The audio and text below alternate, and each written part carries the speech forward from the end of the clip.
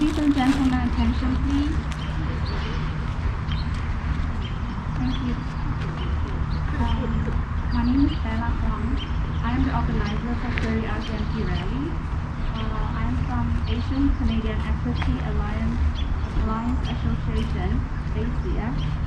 ASEA is a newly formed non-profit organization. Our mission is to protect Canadian charters of rights and freedom, and to promote the community harmony with different race, nationality, or ethnic origin. In response to Kelowna RCMP officer Lacey Browning's brutal treatment to Ms. Mona Wang, a nursing student at the University of British Columbia, during a wellness check, we feel obligated to make change for our community. Today, we are here to host a peaceful rally to support and speak up for Mona Wang, who suffered from police brutality. However, we do not seek any initiative of defunding to police.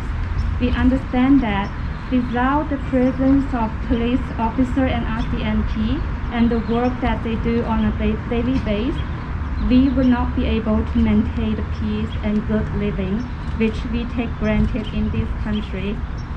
We have great appreciation on the crucial services that the police officer and RCMP as a whole provide to the communities across Canada. Meanwhile, we feel sad and angry on what happened to Mona Wang. As a Canadian, we love this beautiful country, and we are so proud of Canada as a country made of love, equality, and diversity. We can't stand for Officer Lacey Browning's brutality and inhumanity. We are demanding justice for Mona Wang. I would like to thank all of you for joining us today, and my special thanks to all the media friends. Thank you for coming. The first thing we would like to start is our Canadian national anthem, O Canada. So please stand up.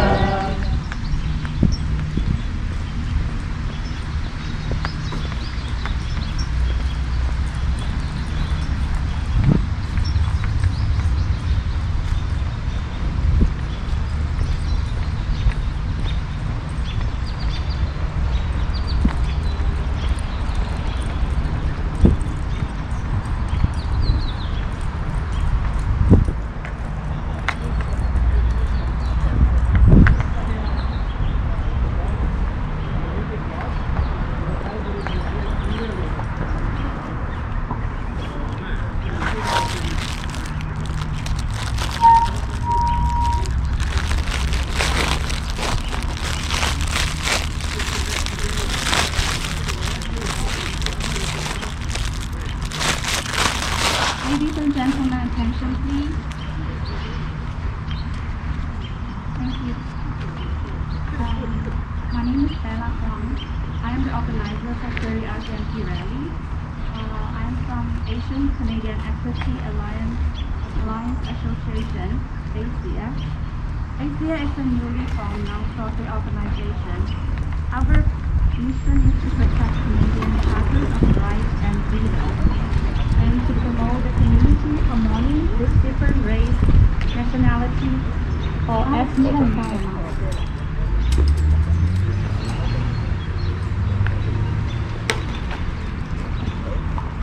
Our second speaker is our first speaker is Alex Chen.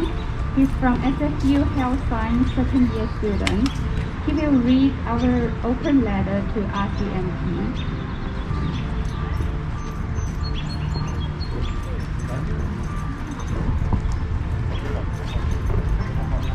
First things first, I want to to thank everyone for coming together today as we stand together and protest of police brutality. So first things first, I don't want this to be about me, but as a little introduction, I'm a first year health student or going on to second year health student at SFU. And one of the things that we learned is that mental health is very important, but it's also one of the things least talked about, as it's often seen as taboo.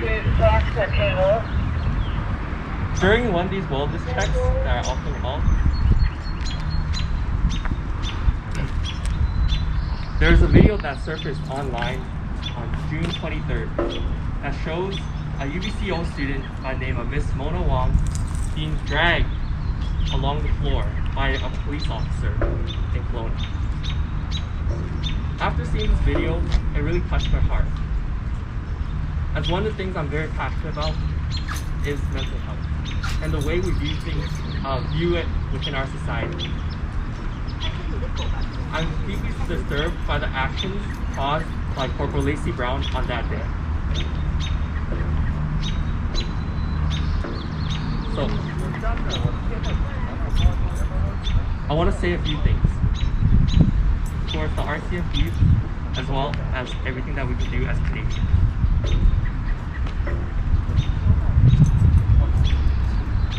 So, I demand that there be better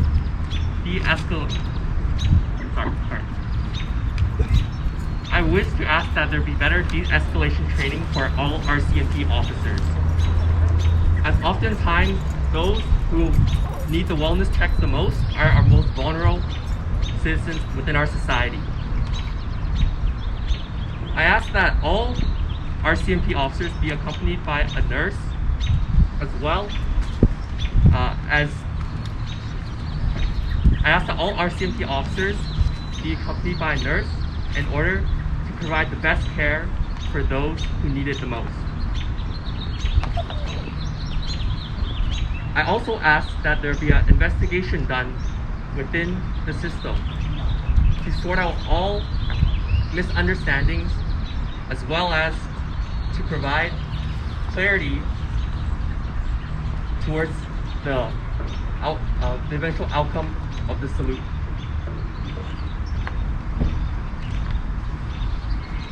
Again, I want to thank everyone else for coming out today. Thank you. Justice for Mona Wong.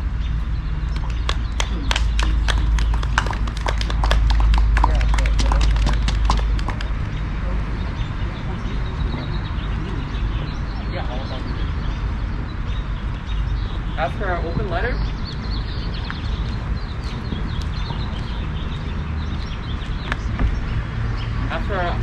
towards the RCMP. The recently surfaced video footage of Kelowna RCMP officer Lacey Browning's brutal treatment of Miss Mona Wong, a nursing student at the University of British Columbia in Okanagan. During a wellness check is absolutely shocking, saddening, and sickening. Officer Browning completely disregarded her fundamental duty and care as a police officer to a fellow citizen in distress, and assaulted Ms. Wang brutally and inhumanely. The overwhelming public outrage is reflected by the over 370,000 signatures collected on the Justice for Mona Wong petition. There have been too many incidents within the last 3 months against vulnerable or distressed citizens during wellness checks across Canada. Such examples include DeAndre Campbell, an Ontario man who was diagnosed with schizophrenia, as well as many others such as Chantel Moore from New Brunswick, and the suspicious death of Regis Korchinski in Ontario, to name a few.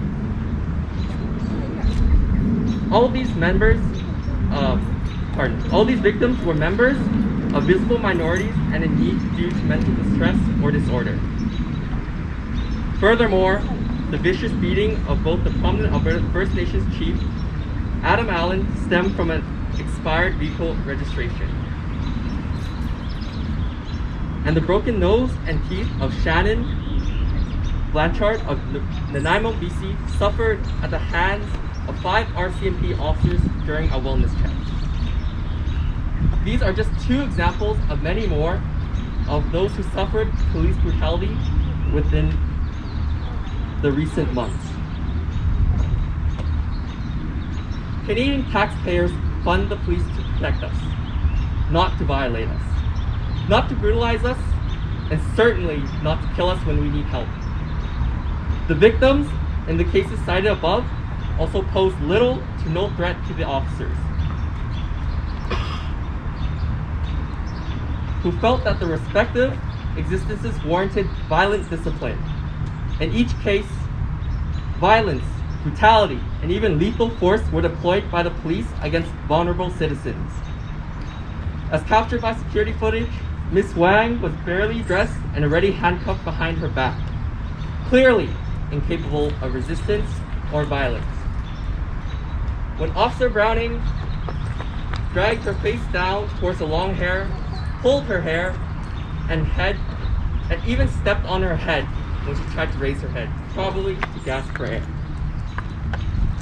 What's equally unacceptable in Ms. Wang's case is that having clearly committed violence and abuse, which caused significant bodily harm and psychological trauma to Ms. Wang, Officer Browning remains fully employed and paid by the RCMP. In comparison, a chicken farmer in BC by the name of Francesco Capan was quickly fired for roughing up poultry. In this case, Ms. Mona Wang was treated worse than the animals that we eat. How could we accept that a police officer is able to treat our citizens like this, especially those who are in most need of care? In our society, we seem to tolerate police brutality, but not any other acts of violence. So,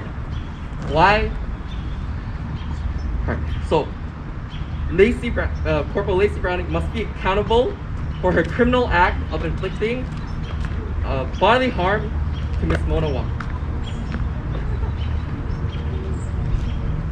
Any rational and socially responsible employer should condemn those acts by the employee causing bodily harm or assault. Even smaller offenses should be taken with more weight than something like this. So it's ridiculous that the RCMP would be able to treat our citizens this way without having any sort of backlash whatsoever.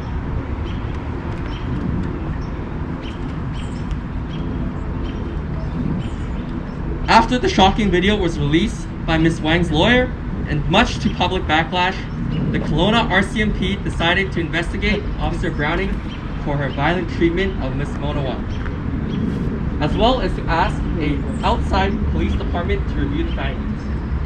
However, the public records have shown such police investigating police as mostly decoy. As quoted by the lawyer of the family of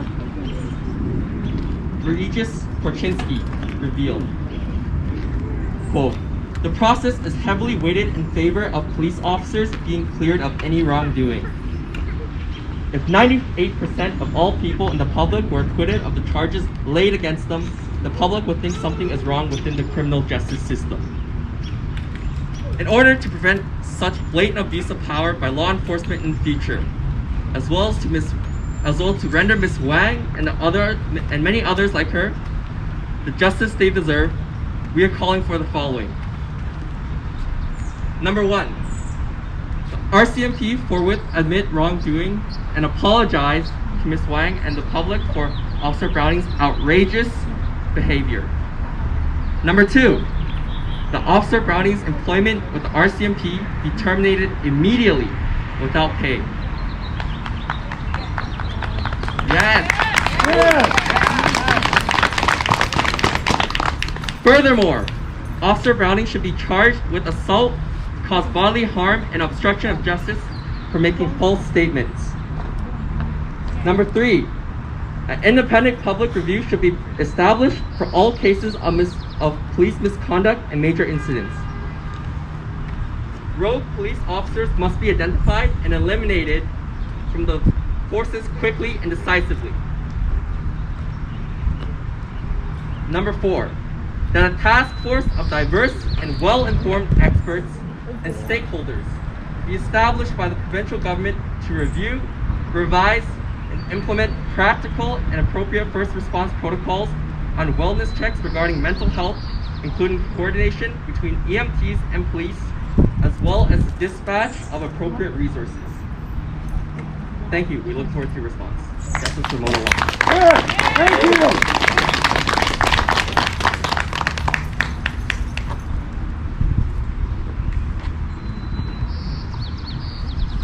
Thanks to Alex, very nice speech and reading the open letter. My name is David, and I'm another host for this gathering already. So let's make clear, in this case, we are looking for justice for Mona Wong. And the reason I personally want to come out, I feel strongly I need to come out, is because to be myself in the next person to see, to experience this kind of brutality from police, and then we'd like to pursue Constable Lacey Browning to be responsible for what she has done, and also for the attack to Miss Mona Wong. And also we ask for more reiterating, what Alex already read out in the open letter, which means we need better wellness check procedures.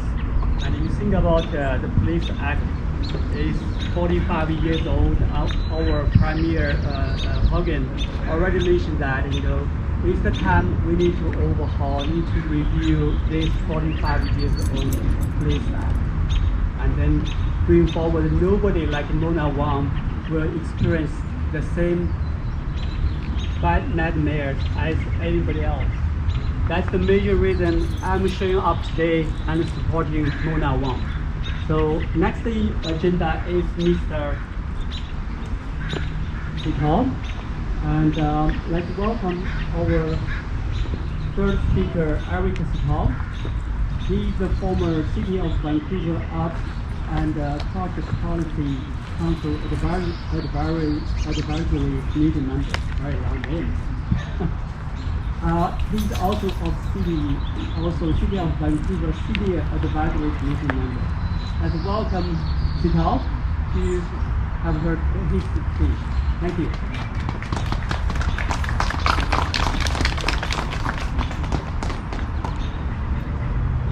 Steve先生，在这儿吗？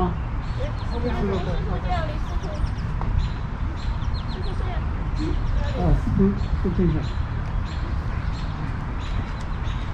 Maybe my pronunciation is not. Sorry about that. I'll give a few minutes. Hi folks, good afternoon. My name is Eric Sito. I come here a little late because we got a wrong correction. Today, I'm here because not I'm a Chinese, but as a Canadian citizen. Canada is a free and peaceful country, and we all love Canada, this beautiful country. Its citizens should get the protection of the police. We expect to get help and protection from the police, not equality and assault. After watching the video of what happened to Mona Wong, I was shocked. And I couldn't sleep well for several nights. Her action was so cold-blooded, cruel, violent. It looks to me that she was full of hatred, and her mind was so twisted while carrying her duty as a policewoman. From now on, I shall be very afraid and hesitant to call for police help because I don't want to be the next victim. Fortunately, the BC legislature has announced it to update the 40 years old Police Act, and also has admitted there are actually systematic discrimination against visible minority in the police force. It's time for the RCMP to reform and to take strong measures to regain the citizens' confidence. Constable Lacey Browning is a black sheep of the RCMP. I think she should be removed from the police force, get fired, and be subject to the investigation by a third-party committee for possible assault criminal offenses. This is my pledge to the police force, RCMP, okay, and the law system of the BC legislation. Thank you very much. Thank you. Justice for! Justice for! Justice for! Justice for! Justice for!